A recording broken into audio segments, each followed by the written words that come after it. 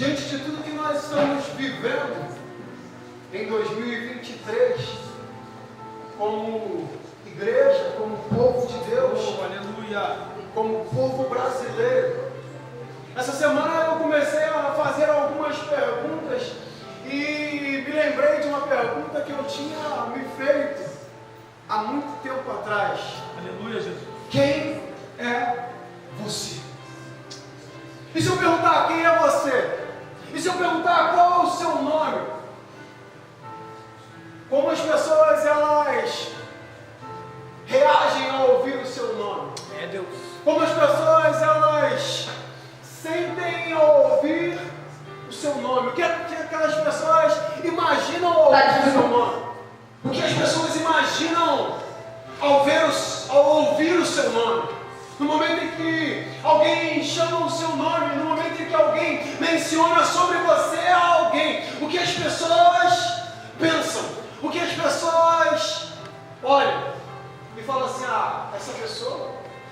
Porque quando nós falamos de Davi, eu olhei para o Davi ali e falei assim, não, quando nós falamos de Davi, as pessoas logo pensam, Davi foi um rei, Davi foi um guerreiro, Davi fez isso, Davi foi um homem segundo o coração de Deus, Davi adorou. Quando nós falamos de Moisés, as pessoas olham para Moisés, aquele homem que libertou o povo de Israel. Quando nós olhamos para Abraão, eles falam, é o pai da fé, é alguém muito importante.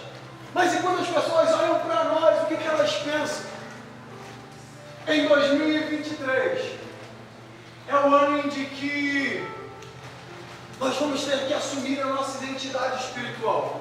Assumir a nossa identidade como homens e mulheres de Deus. Não dá mais para brincar de ser crente. Não dá mais para viver cheio de altos e baixos. Porque Jesus está voltando, os sinais estão acontecendo e o mundo está se revoltando contra a igreja. Dia após dia. Tentam apagar o nome do Senhor. Dia após dia tentam paralisar aquilo que Deus um dia disse que iria prevalecer, mas as portas do inferno não prevalecerão contra a igreja do Senhor. Aleluia! As portas do inferno não prevalecerão contra a igreja do Senhor. E eu lembro de que num determinado tempo, um determinado momento, quando eles tentaram apagar o nome de Deus da história, quando eles começaram a dizer que Deus estava morto, quando eles disseram que Deus não existia mais, o rei Acabe, ele se casa com uma mulher endemoniada, chamada Jezabel. E aquele homem que era para ser o rei de Israel, aquele homem que era para servir a Deus, aquele homem que era para servir o seu povo e trazer Deus para aquela nação, aquele homem se vendeu aos deuses de Jezabel, aquele homem se vendeu aos deuses daquele tempo, aquele homem se entregou às situações daquele tempo, mas no meio do nada, alguém desconhecido aparece. Um homem chamado Elias. Ele surge e ele diz, ei, viva o Senhor Deus Todo-Poderoso. E a grande pergunta é, quem é Elias? Ou quem era Elias? Talvez você diga, Elias foi um grande profeta, Elias foi um grande homem. Não, a Bíblia vai dizer em Tiago, capítulo 5, verso 17, que Elias era um homem sujeito às mesmas paixões que nós, e orando pediu para que não chovesse. E por 3 anos e 6 meses não choveu sobre a terra. Ele era um homem comum como eu e você. Ele era alguém normal, sujeito às mesmas tentações, aos mesmos pecados, sujeito às mesmas coisas que a sua carne enfrenta todos os dias. Então não existe mais desculpa para dizer, não, eu não, mas Deus te escolheu para 2023 ser imagem e semelhança dele. Deus te escolheu para em 2023 clamar e, se for necessário, orar para que pare de chover, ou orar para que chova. Você será usado e ousado na presença do Senhor. Só que nós não podemos mais dar desculpas. A gente coloca a culpa no marido, a gente coloca a culpa no irmão, a gente coloca a culpa no filho, a gente coloca a culpa no pecado ou nos nossos desejos e começa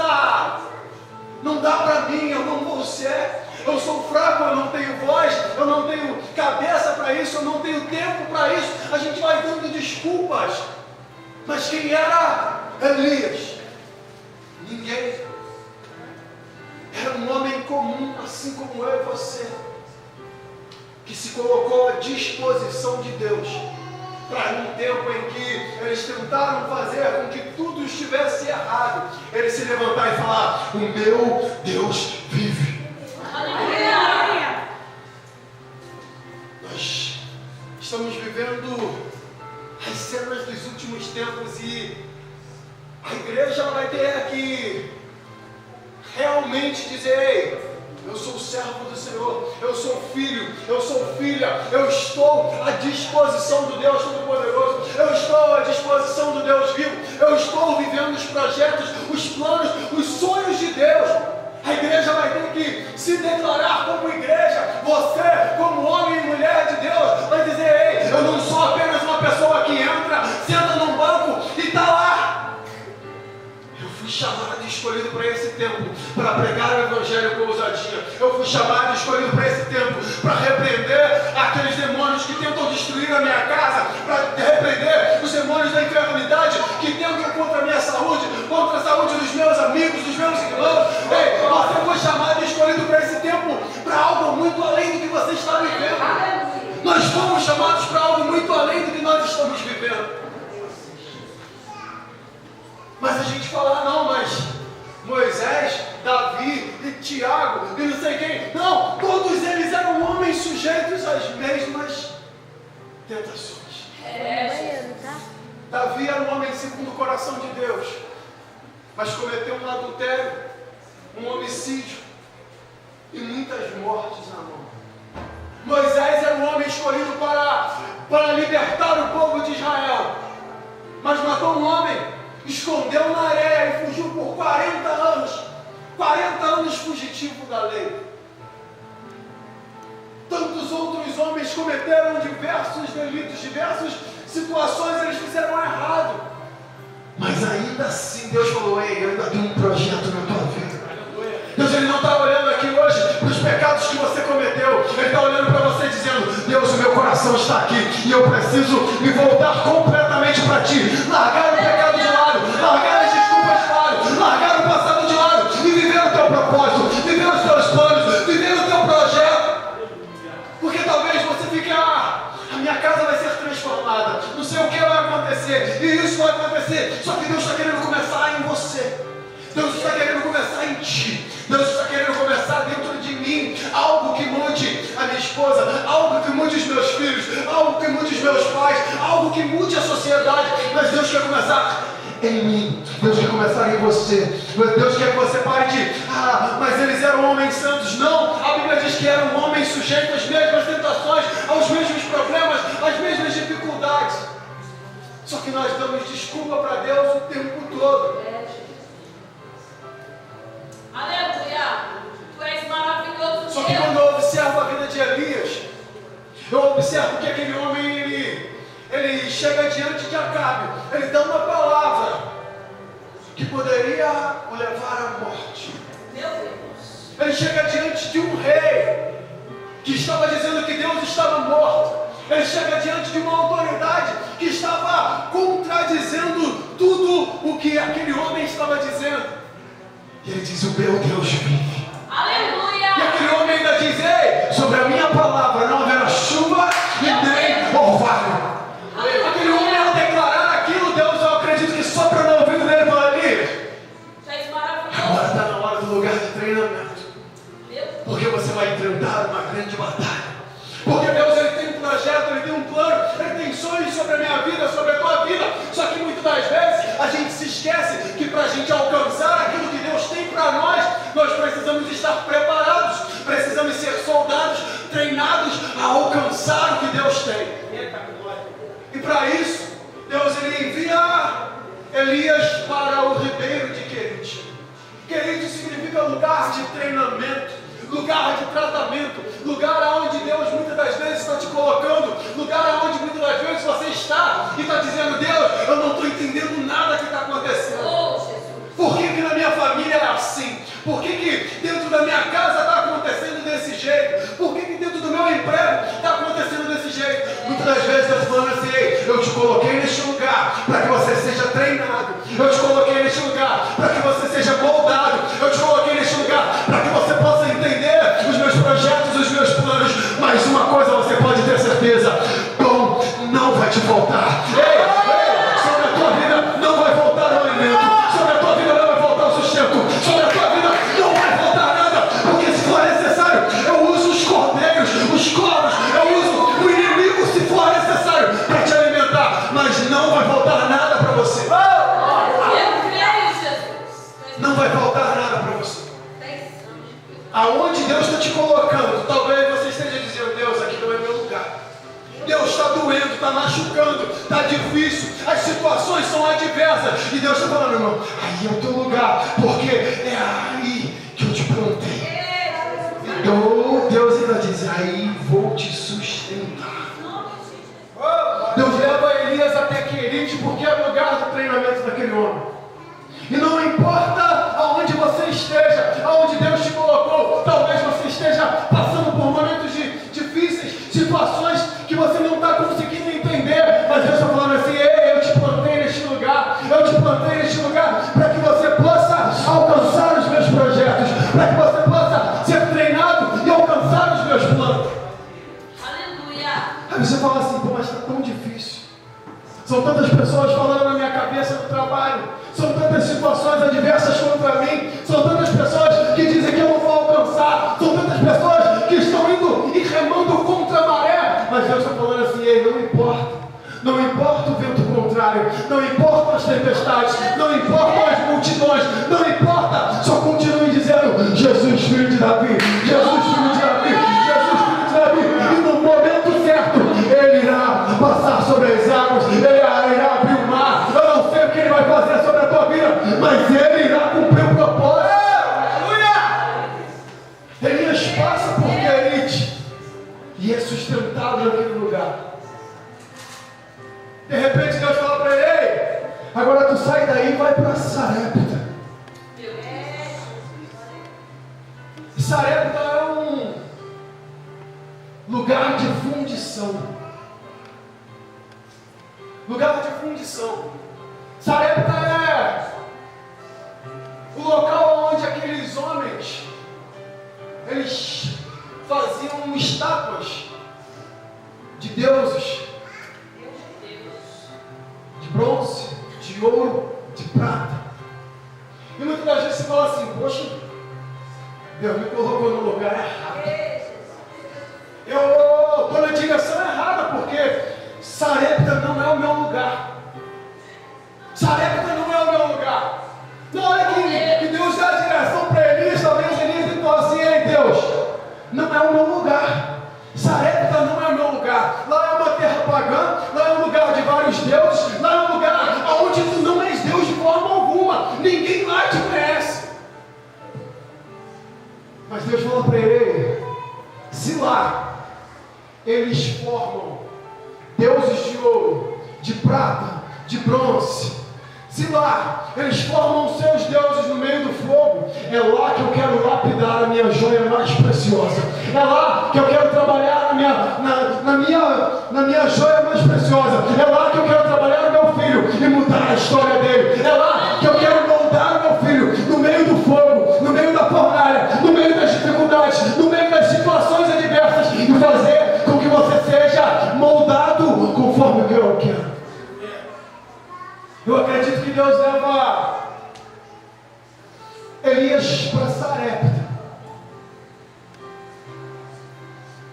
não só por conta da viúva, mas era o lugar onde ele precisava ser completamente trabalhado. Querite, Sarepta, lugar de treinamento e lugar de fundição. E quantas das vezes você reclama: poxa, mas eu estou passando por um fogo, eu estou passando por algo que parece que vai queimar, que vai me consumir, que vai fazer com que eu não alcance os projetos e os sonhos de Deus sobre a minha vida, que me dá vontade de desistir, que me dá vontade de parar. Entramos em 2023 e parece que uma bomba atingiu a minha casa. Parece que uma bomba atingiu o meu ministério. Parece que uma bomba atingiu a minha família. E algo sobrenatural surgiu e está fazendo com que eu retroceda. Parece que entramos numa terra de Deus estranho. Isso é algo que as igrejas elas têm dia após dia relatado. Vem uma frieza espiritual sobre as igrejas.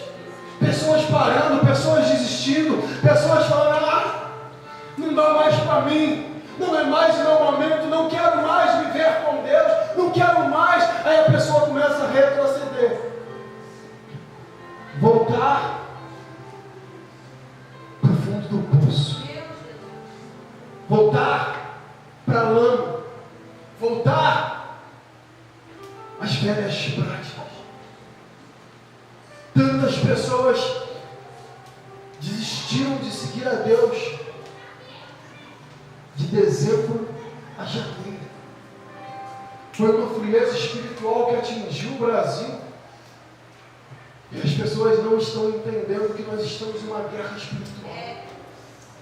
Então você que teve o privilégio de estar aqui nessa noite, entenda aí, muitas das vezes você está passando por uma guerra espiritual muito grande, muitas das vezes você está passando por uma situação adversa, muito obrigado, mas Deus, Ele não vai deixar você morrer nessa situação, Ele não vai deixar você parar nessa situação. Se Deus te trouxe aqui nessa noite para dizer, filho, filha, ei, eu estou te sustentando, eu estou contigo, e eu vou continuar os seus projetos e os meus planos sobre a tua casa.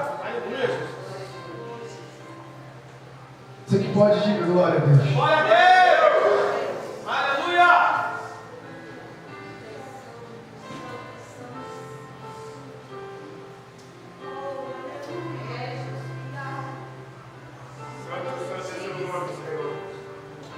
Sarepta era lugar de terra pagã.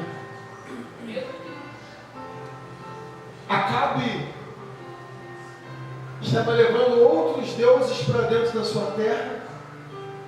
Deus levanta Elias, mas em seguida Deus leva Elias para um outro lugar. Sustenta Elias com uma viúva, mas em determinado momento Deus fala para ele, é hora de voltar. É hora de voltar. Eu não sei onde você está. Eu não sei onde você estagnou. Eu não sei onde você parou. Talvez você está dizendo assim, pô, mas eu parei. Eu estagnei. Eu disse para mim não dá mais. Talvez você tenha falado, ei, não é mais a minha vez. Não é mais o meu momento. Eu não quero. Mas Elias estava dizendo, ei, Deus falou, é hora de voltar. Passei por lá, por aqui, só que Deus ainda tem um propósito. Quem é você? Como você vai ser lembrado daqui a 5, 10, 15, 20 anos? Como você vai ser lembrado depois que morrer? Será que em semanas vão esquecer de você? Se nós citamos a história de Elias hoje, porque foi um homem que não desistiu, passando pelo fogo, passando pela fome, passando pelas dificuldades, passando por diversas situações, ele não desistiu. E você vai desistir? E você vai parar?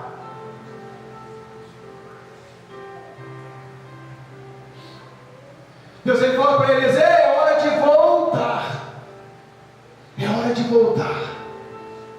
É hora de voltar para o teu lugar de origem. Elias ele chega novamente na terra de Israel.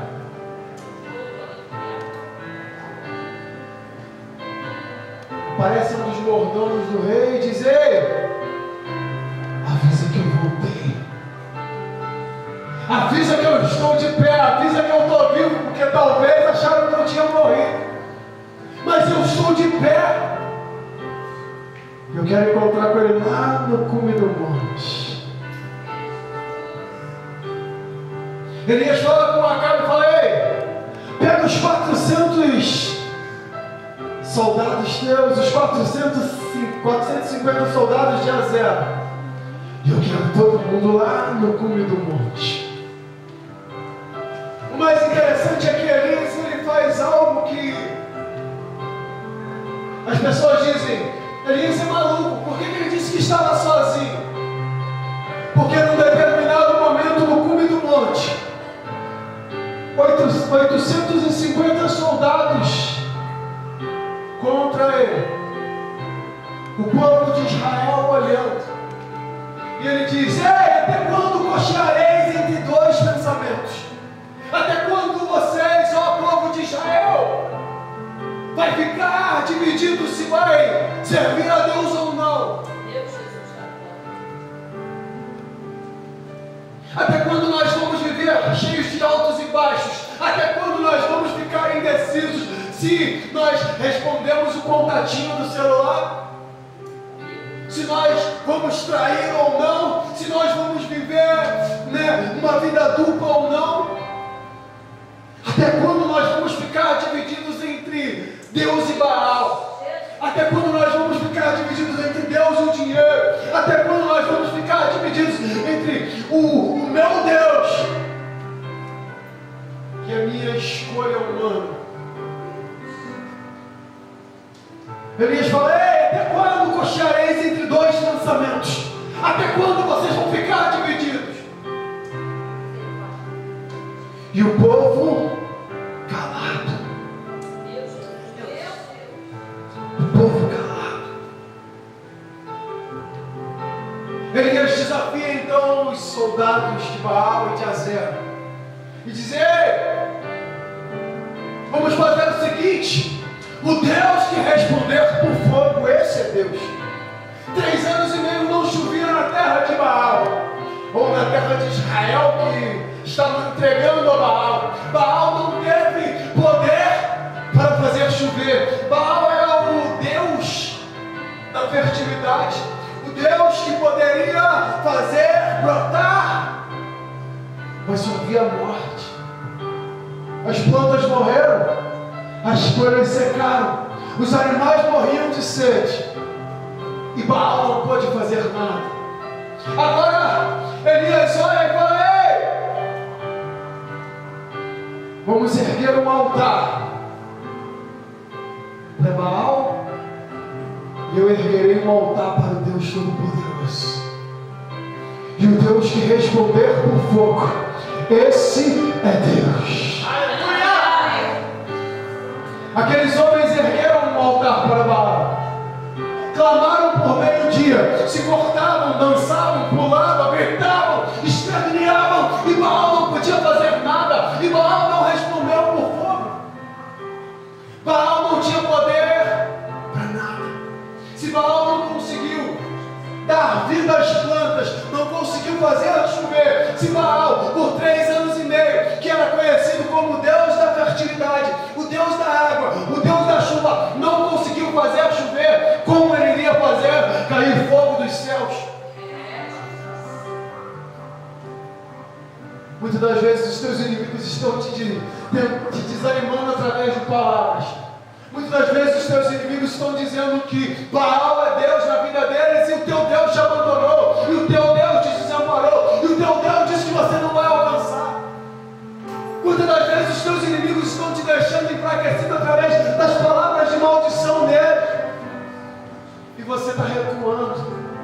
Só que você precisa entender: ei, o teu Deus que te chamou é o Deus que levou Elias até Querite, é o Deus que levou Elias até Sarepta. Ele passou por situações adversas para ser treinado, para ser moldado, para ser purificado e chegar ao nível que Deus tinha.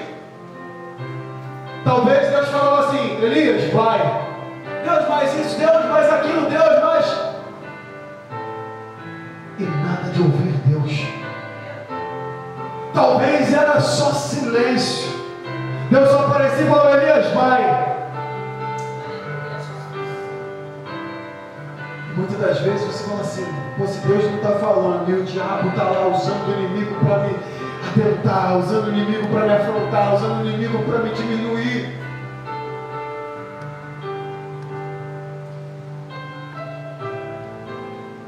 Elias chega diante daqueles homens e eu acredito que assim como o Caleb, né, nós falamos semana passada e retrasada, 45 anos que Moisés me fez a promessa, mas eu tenho ainda a mesma força para acreditar na palavra que Deus lançou sobre a minha vida, então eu irei receber. Eu acredito que Elias falou assim, ei, há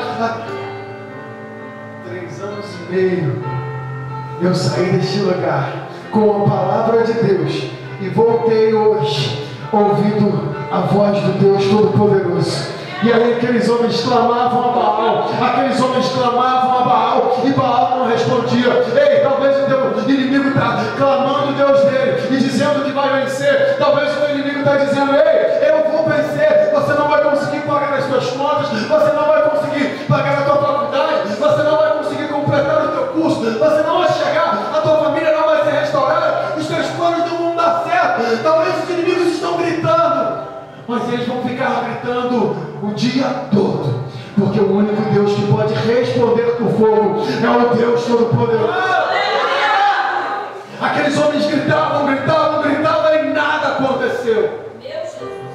Até o momento em que Elias falou, ei, talvez o teu Deus esteja dormindo. Elias falou, ei, acabou. Aqueles homens desistiram. Baal não respondeu.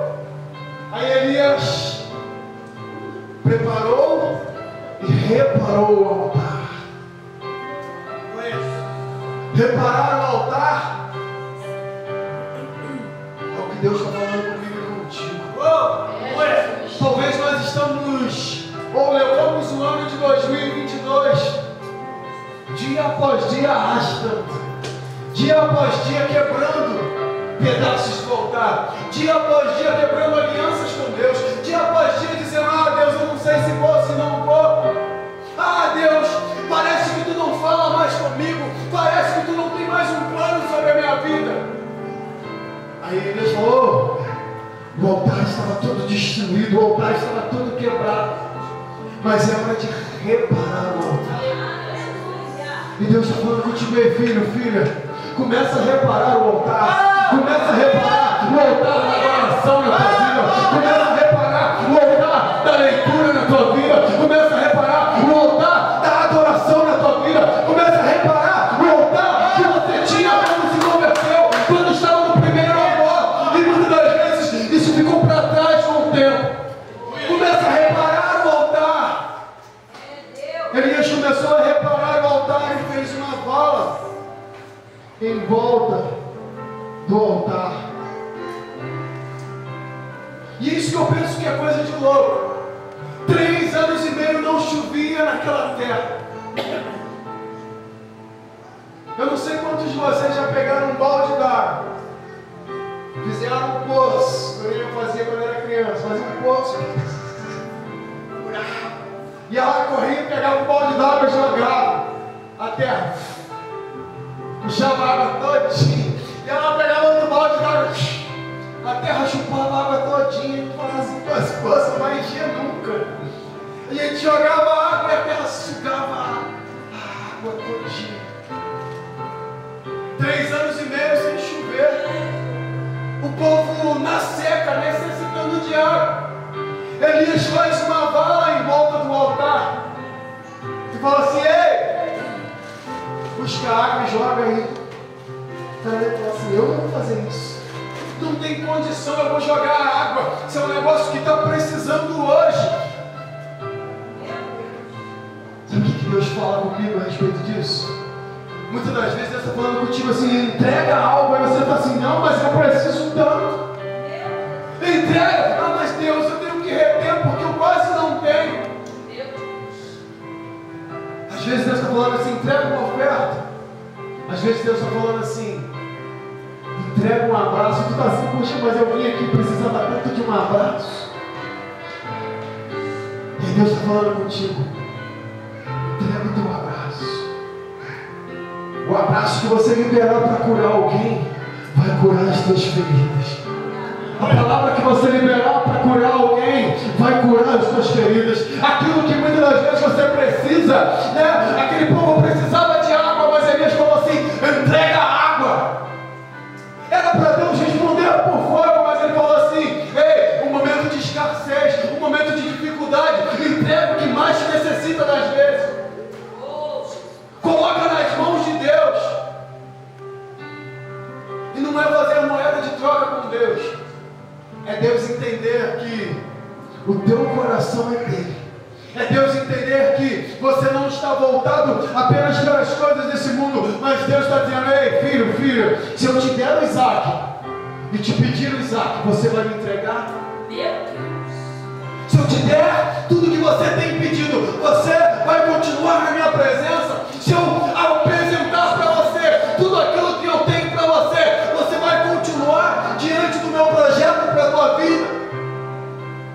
Deus está dizendo: filho, filha, se eu te entregar, você vai viver os meus sonhos e projetos? Ou você vai viver os teus próprios sonhos, os teus próprios projetos? No meio da seca, aquele homem falou: ei, joga água. Joga água. Eu penso em algumas pessoas carregando um balde d'água de longe, não é de perto, não tinha torneira, não tinha água do imperador, não tinha nada. Vou caçar água. O homem falou: tem que jogar água, vamos jogar água.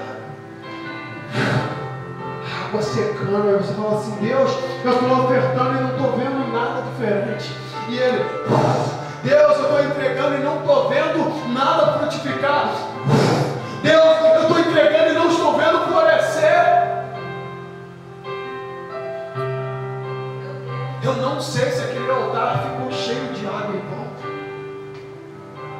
Eu sei que eles foram enchendo. E eu acredito que a terra foi sugando, chupando toda a água. E parecia que era em vão. Muitas das vezes parece que é em vão o que você está fazendo. Mas cadê o Débora? Cadê o Débora? Está aí não? Débora, o que está escrito lá em Coríntios 15, 68?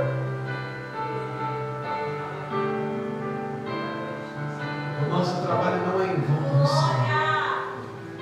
Muitas das vezes parece que é em vão, mas não é em vão aquilo que você está plantando. Muitas das vezes parece que é em vão, mas não é em vão. O momento que você bota o joelho no chão para orar, o momento que você entrega uma oferta, o momento que você declara: eu sou teu, Senhor, eu sou tua, Senhor. Deus, a minha casa está nas tuas mãos, os meus filhos estão nas tuas mãos, os meus projetos estão nas tuas mãos. Não é em vão a oração que você faz, não é em vão a lágrima que você derrama, não é em vão aquilo que muitas das vezes você coloca diante de Deus e parece que não tem resultado. Não é em vão. Não é em vão. Muitas das vezes a gente fala: não é em vão, Deus, parece que tudo está em vão. Parece que estou fazendo em vão. Mas não é em vão. Como Deus falou comigo aqui antes de começar o culto aqui no louvor: não é em vão a tua obra, não é em vão o teu trabalho, não é em vão o que você está fazendo. Não é em vão.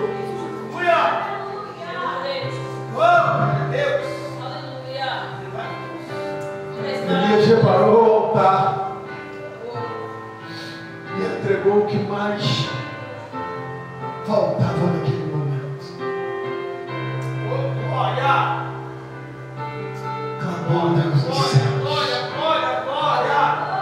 Oh, Senhor. Baal não respondeu, mas tu és Deus. E eu creio, Deus, que o Deus dos céus há de responder com fogo. Há de responder com fogo. Talvez você está dizendo: não aconteceu, mas o Deus dos céus há de responder com fogo sobre a tua casa, sobre os teus projetos, sobre a tua família. E aí, no momento em que o fogo desceu, muitos daqueles homens foram mortos. E naquele momento, Deus falou assim: ei, acaba com todos esses guerreiros aí de Azera, de Baal. E todos aqueles homens foram completamente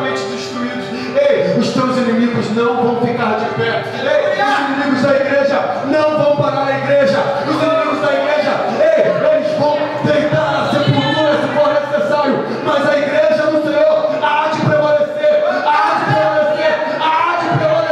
as portas do inferno não prevalecerão. As portas do inferno não prevalecerão dentro da tua casa.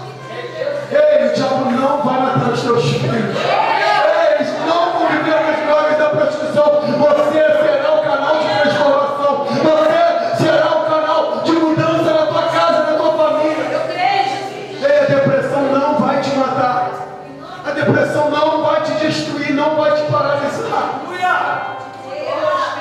Em nome de Jesus, o inferno não vai prevalecer contra a tua história. O inferno não vai prevalecer contra a tua casa. O inferno não vai prevalecer contra a tua vida.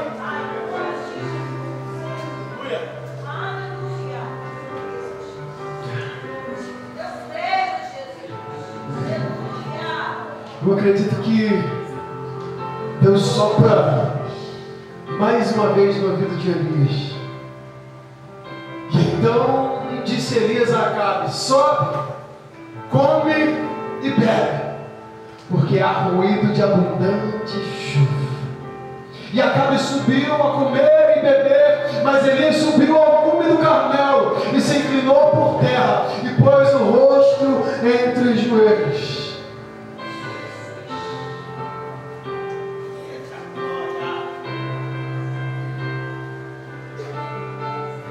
Algumas pessoas vão dizer que Elias estava numa posição fetal.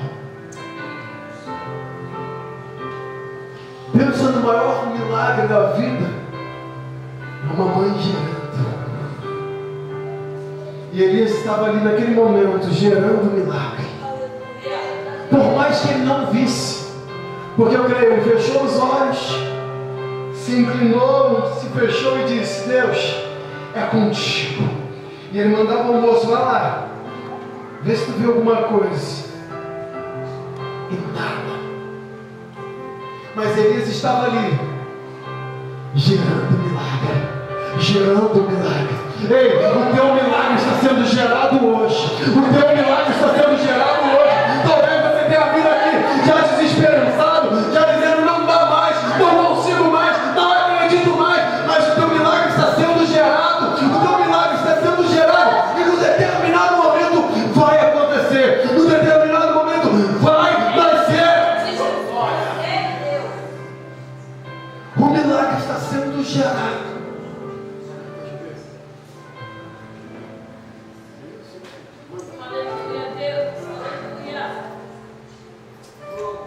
O teu milagre está sendo gerado. Talvez você não esteja vendo. Foi uma vez, duas vezes, três vezes, aquele homem não viu nada. Até o momento que aquele homem: peraí, tem algo lá longe, pequeno, mas da mão de um homem. Aí ele disse: ei, esse é o sinal, este é o sinal. Talvez as possibilidades sejam pequenas. Talvez você está dizendo: Deus, eu preciso tanto de um milagre, Deus, eu preciso tanto que isso aconteça, mas eu vejo uma possibilidade mínima. Deus está dizendo: é na possibilidade mínima, é no pequeno que vai gerar um grande milagre. É nisso aí que está quase invisível, é nisso aí que todo mundo desacreditou, é nisso aí que parece que não vai dar mais certo. E Deus está falando: ei, eu estou gerando um grande milagre, eu estou gerando um grande milagre, eu estou gerando um grande milagre. Eu quero te pedir para se colocar de pé. E hoje Deus te chamou aqui para gerar um grande milagre na tua vida. Eu não sei se é de uma cura que você precisa. Eu não sei se é de um sonho, um projeto que você precisa realizar. Se é de libertação da tua casa, da tua família. Mas eu quero te chamar para mim aqui à frente. O teu milagre começa a ser gerado agora. Em nome de Jesus. Você que precisa de um milagre, eu quero te convidar